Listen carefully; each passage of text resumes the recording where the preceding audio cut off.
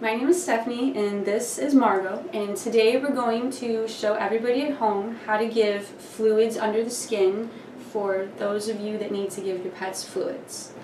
So these are the basic necessities that you're going to receive from us to give fluids at home for your pet.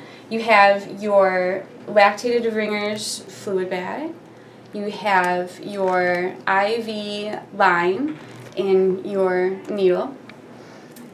When you get your lactated ringers bag, it's going to be full, and it'll come up just above the 1, and that'll be 0. So from 0 to 1 will be 100 cc's, and then from 1 to 2 will be another 100, and the line in between each is your half mark. I'm going to show you guys at home now how to spike the bag. You have your fluid line with a cap on the end of the spike, and then you also have your fluid bag with a plug on the end of the bag. Each, there's a plug and a cap to keep everything sterile and also sealed. You can go ahead and take the plug off the bag, and you can take the cap off of the fluid line, being careful not to let the end of the bag and the spike touch anything. And you want to take the spike and insert it into the bag straight on so as not to puncture the bag, and then you're going to end up there's a seal in the bag, so you end up puncturing that, and you can start to see the fluid flow through the line. So you're going to clamp off the line. You want to make sure that you roll it all the way down as far as the wheel will go to keep the fluid from going any further. So now I'm going to show you how to prime the line, and you need the bag to be hanging. You can use a coat hanger off of the curtain rod in your shower, or even off of the end of a door. Gravity is going to pull the fluid through the line. Right now I have the fluid line completely closed. You want it completely closed so that way no bacteria can come back up through the line, and also so you don't lose all of your fluids. So now I'm going to put the line into the sink, and I have it capped off right now, so you can leave it capped off. I'm going to open the line, and you can see the fluid is flowing through the line. The cap on the end of the fluid line is going to prevent it from going into the sink. The cap also keeps the end of the fluid line sterile. I'm going to clamp down on the line now to keep the fluid from going anywhere.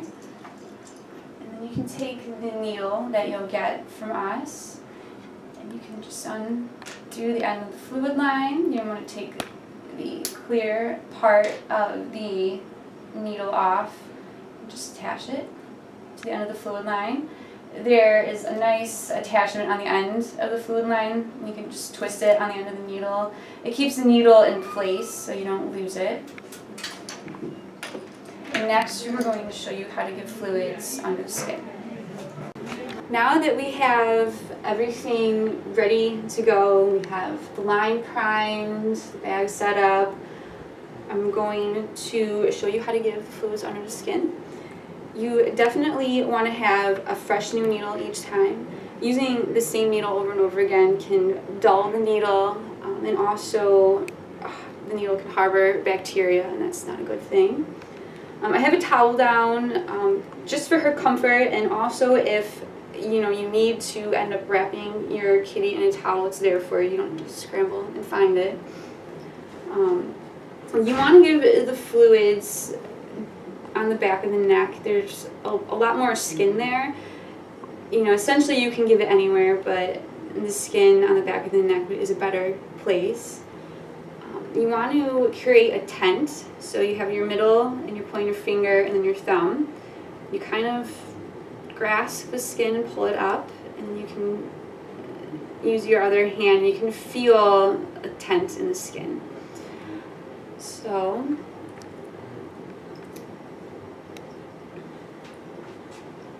And you just kind of put the needle in the skin. I like to pull the skin back too, just to make sure that I haven't gone through. You can open the line. Sometimes the line can kink from being closed, so you just squeeze it and it'll come undone, and then you'll see the fluid starting to flow into the bulb here at the end of the line. And then you can just keep an eye on the bag. You know, if you have to give 100, you want to make sure that the bag gets to the 1, so from 0 to 1, it's about 100 cc's of fluid. So now that Miss Margot has received her fluids, she is good for the day, and she is good until her next fluid administration.